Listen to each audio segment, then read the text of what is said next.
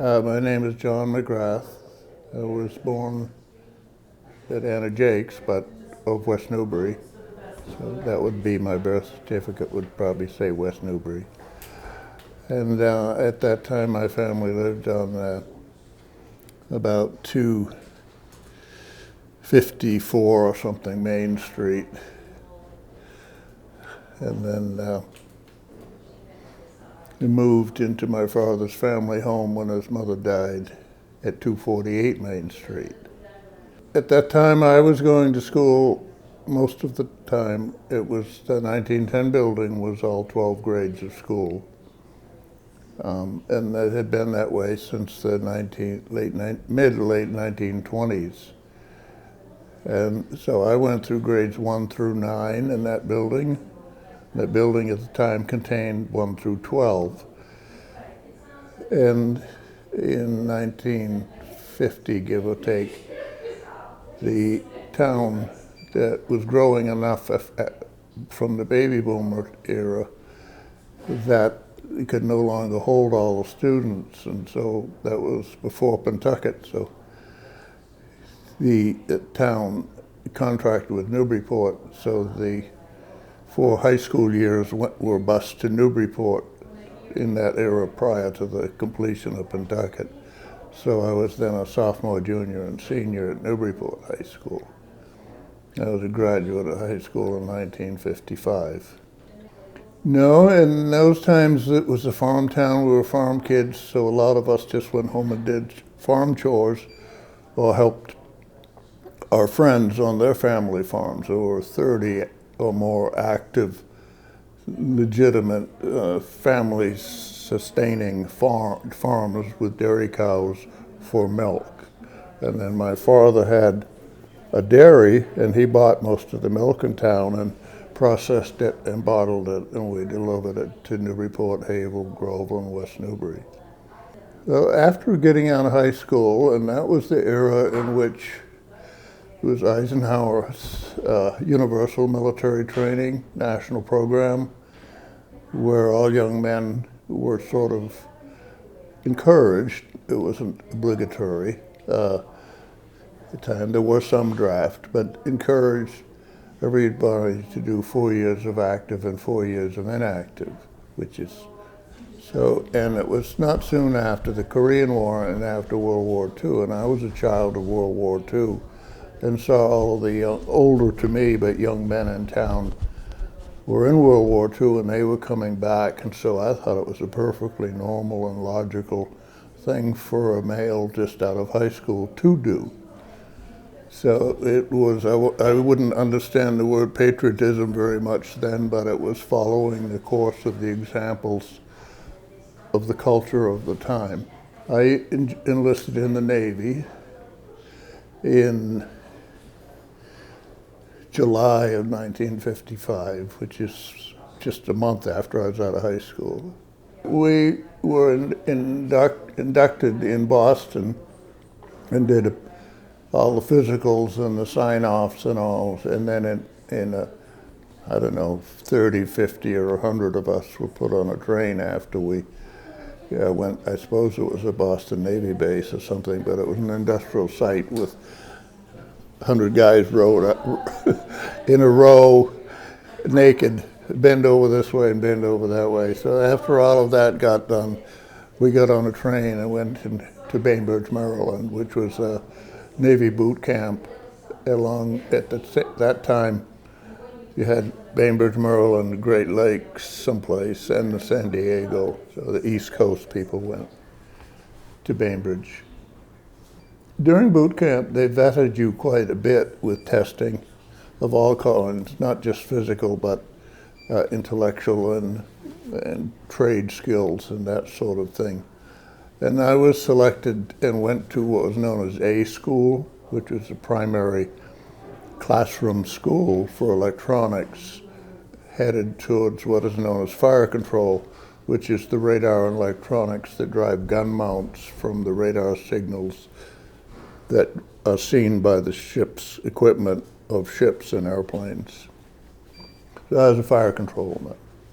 The ship, the USS Bordelon, home port was Norfolk, Virginia. And after A school, I went on there in April of 1956. And I was on there until discharge in July of 1959. So I was on there for 3.5 years. We were constantly in motion. The Cold War was very hot at the time, and the Mediterranean and the North Atlantic was key to it, to the U.S. for what all I knew at 19 and 20 and so on. I made 4 trips across the Atlantic, round trips across the Atlantic, from Northern Europe into the Mediterranean. So everything from northern Norway, we would hit ports on these 4 different trips, all the way over to Istanbul, Turkey. So I got to see a lot of the north coast of the Mediterranean and Gibraltar. I thought it was just the best free ticket in the world. Went to Rome and Paris and took tours all the time from ports. So it was good. None on my father's side, but my mother's side, several of her brothers and brother-in-law were in World War II. And one was called back at Korea, at the time of Korea. He was in the Air Force. He was a navigator, and so he stayed for a full 20, 30-year career as an officer. I was enlisted. I became a petty officer, 3rd class, which is E1, 2, 3, 4, E4. And what medals are you most proud of, or citations that you received? My discharge papers. I personally didn't get anything. You get a good conduct medal, you get the gratuitous ones, and the ones that the ship receives. The ship receives, it shows here, it doesn't even say what they are, but good conduct, that's about it. And once the internet and I got a smartphone, I'm right on to every ship of any history has an active member website. And so I communicate with some people that I knew when I was 19 and 20. And I haven't recently, but I go on their website and I check, and they're still alive. But they're from all over the country in different places, Iowa, Kentucky, whatever. So yes, it's a memory thing, but none locally regarding the ship. I did go in with another fellow from West Newbury. We joined together and went to boot camp together. That's John Willis, who lives on he's born on Merrill Street. He lives on Middle Street. He's a couple months older than I am. Well, from 55 to 59, if you talk about change in town, I would hardly notice it. The town was on the cusp of taking off population-wise, but it hadn't really happened. And it was still a farming town. The farms were what you'd call subsistence level. You could support a family and send your children to school, and a few would go off to college. But it was basically an agricultural town. West Newbury is located, and its geology is such that it wasn't particularly attractive to growth. It was hard to get to if you think about no Interstate 95. I mean, we could have been in northern New Hampshire as far as Boston cared. For the quirks of U.S. Congress and all, I wasn't eligible at the time because the dates when I went in, the Korean War had congressionally officially ended for veterans benefits, and the Vietnam had not started yet. So I was in, the people of my point were in a no man's land. The state of Massachusetts had a $200 bonus, which I discovered later. But federal benefits didn't kick in until Congress, I suppose through various veterans organization lobbyists, got Congress to do, but I was long gone in a professional career by that time. Well, my father's dairy, and I gave some thought to becoming a dairyman, and I realized that I was too much of a traveler and mover around, so that wasn't gonna, West Newbury wasn't gonna be big enough for me. So I went, I worked for him for a couple months, and by the time I was out a year, I was starting at Wentworth in civil and highway engineering. Through a friend of my mother's, her brother was a gold rush guy, and he lived in the hinterlands of Alaska, really, where there was no road, up in the Brooks Range. And through my mother's friend, who's that age, I got very familiar with Alaska because of correspondence she would tell me about from her brother, who had a gold mine up there, and reading the Alaska Sportsman's Magazine at the time. So I was in middle school, and I already knew I was going to Alaska someday. So after Wentworth, I applied to them and told them that the best employee they'll ever have was ready and willing to go, because Alaska had only been a state for 3 years, 2 or 3 years at that time. So it was still transitioning from a federal territory to an autonomous state. So it had a great need for trained or professional or technical people, so it was easy. So I graduated Wentworth in June of '62, and I was in Valdez, Alaska in July of '62. I worked for the state of Alaska for 25 years and retired from there on an early retirement program.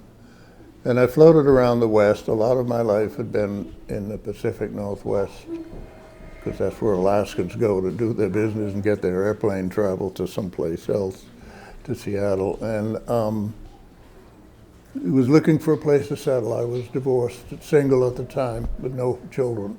And I kept coming back to West Newbury. Both of my parents were alive. They were in their mid-80s at that time. So, and I had so many connections here, you know. So as much as I liked the West, and was really a Westerner for 30 years, 25 in Alaska and 5 floating around. My home at that time was a 23-foot fifth wheeler and a pickup truck, and I was all over North America 1,000 times.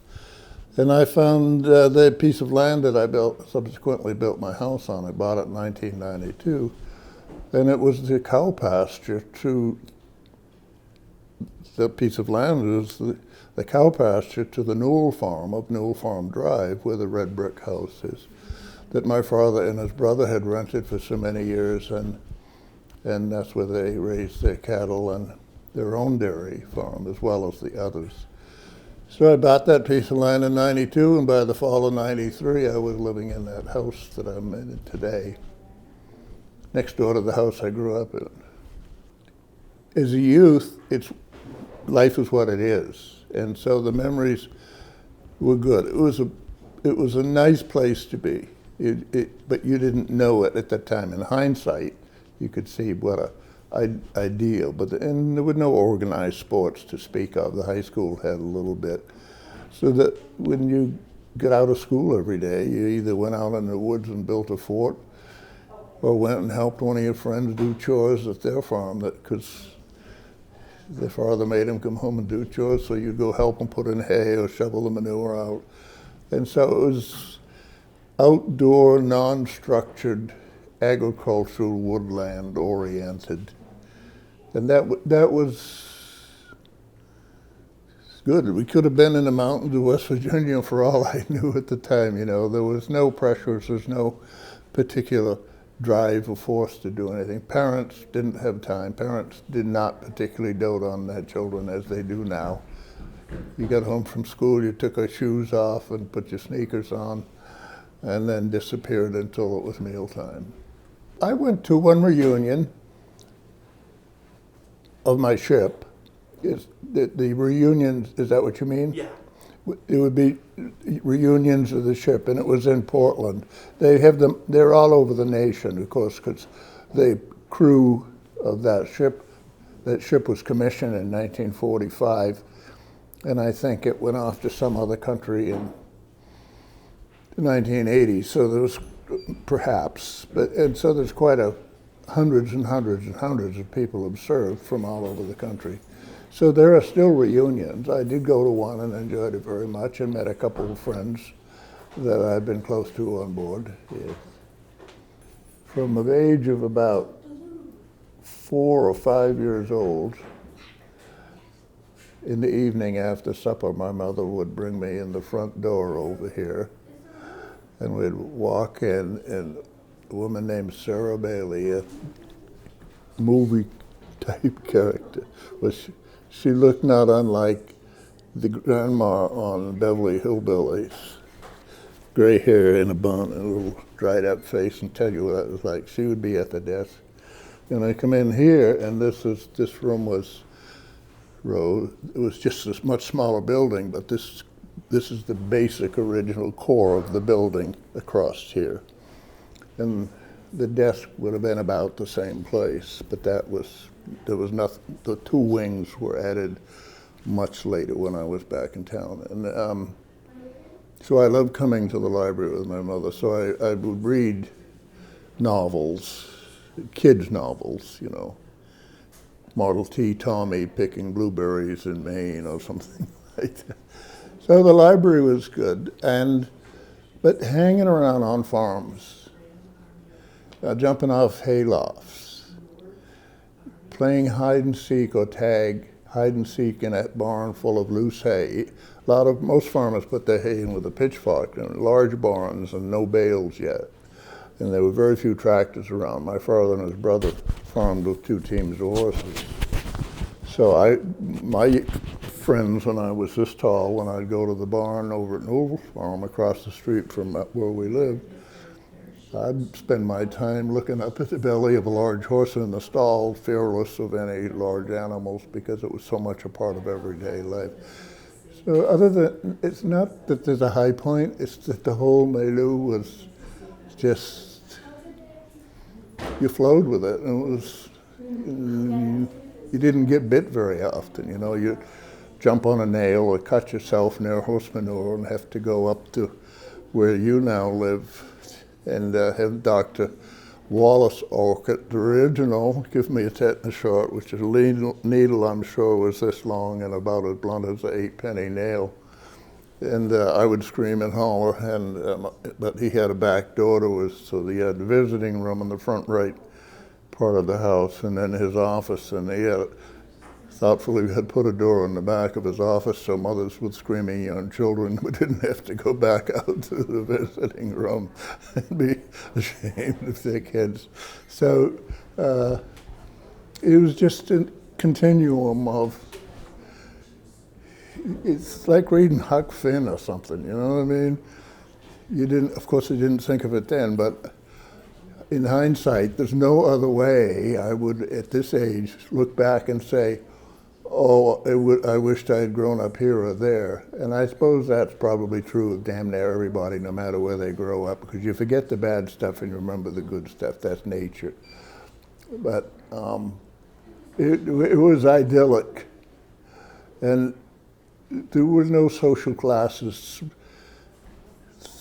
that we younger people would have been conscious of.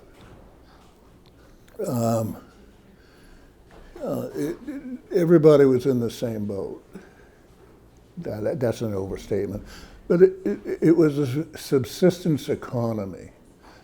The town was still 1,800 or 2,000 people at that time. There were no new families coming in or going out. Very rarely would somebody new show up. You know, of the 16 kids I started at first grade with, probably by the time we were in the 9th grade, they were 90% the same people. And, you know, most families had a car. Not everybody even had a car. The main street was such that if the dad went off to work in his car, the mother could still walk to a grocery store. There were half a dozen small grocery stores along the street. So we were at the end of the streetcar foot travel era, so the town's economy was still in that, we'll call it, I suppose, depression And certainly World War II, when there were rationing and stuff, life was different then. So I think it was significant in my adult behavior and values of having been a child of the learning things about life during World War II with rationing and conservation, not using net resources, having air raid alerts because of the submarine threats off the coast. So we'd have blackouts. My father's delivery schedule for the dairy had to change because you couldn't be out with headlights on at night. Well, first, all the headlights, the top half were painted black, so theoretically the German airplanes couldn't see them. And then finally they said, no, you can't go out till daylight. So he had to alter the whole business of delivering milk to everybody's house every day of the week. It was grandly altered. One little snippet of the things, but saving and not wasting and straightening bent nails. People laugh at me. My wife laughs at me now when I do that. I don't go to the hardware store if I need something. I fabricate it out of some of it's in my junk pile. And that's neither good nor bad, but it's how all of us, as you get older, will see. And when you get retrospective, you'll see, why is it that I'm this way about this? And you'll find that you get formed so deeply when you're from 3 or 4 years old, well, actually prenatal, but 3 or 4 years old, up to 14 or something. Not much changes after that in one's worldview, whether they're conscious of it or not, is my view. Well, I was selectman twice, been in other offices since I came back. And I'm not much of one to try to recreate the past or bemoan the change. I'm more willing to try to understand and accept what is now. And where's the center of gravity of the cultural feel of the town? And right while I was still building my house in '93, a selectman decided not to complete his term. And he asked me if I'd run. They had a special election, and so I ran. I didn't even have my house built yet. And that hurt because I had to finally trade in my Alaska license plates in my car to get Massachusetts ones so I could be on a ballot. But and I recognized early on, my nephew and his wife, who lived in Bridge Street, I could see that they were the center of the town. They were young parents. They were involved in youth sports. They were involved in PTO. So, and I was just getting up to speed on what Pentucket dynamic was in town. And I could see really the cultural core of West Newbury was Cammett Field and Pipestave Hill. If you wanted to run for office, you want to get a feel for the town, you want to see what's going on. That's where it is. It's not on somebody's farm. So I've never dragged the past along with me. I have the good memories about the past, but I try to just personally to stay in touch and don't bemoan, but find what's the good in the change. And so I see us, I think I coined the phrase once when I was debating another candidate for selectman. West Newbury's business is raising children. There's no industry here. It is a bedroom community in whatever sense that is, but that's what we do here. We educate children. Half of our town budget goes to Pentucket, give or take 50% of the taxes, property taxes and all the revenue. And so I could see that the 30 and 40-year-old parents were the core of the town. So what their desires and wants were really where one should be looking if you're in office or you're trying to get a grasp of the culture. So I don't bemoan the past. I love the past and enjoyed it, and it was good to me. But I also think the present is just wonderful. I challenge you to go find a bunch of old people who will say anything like that. My last question is, what are your hopes for the future? to make it to my 88th birthday, October 22nd. Not to be glib about it. Hopes for the future. Well, there was one big balloon floating around, which we won't address. Everybody can guess that one. So that democracy prevails in the sense that I understand it in the United States.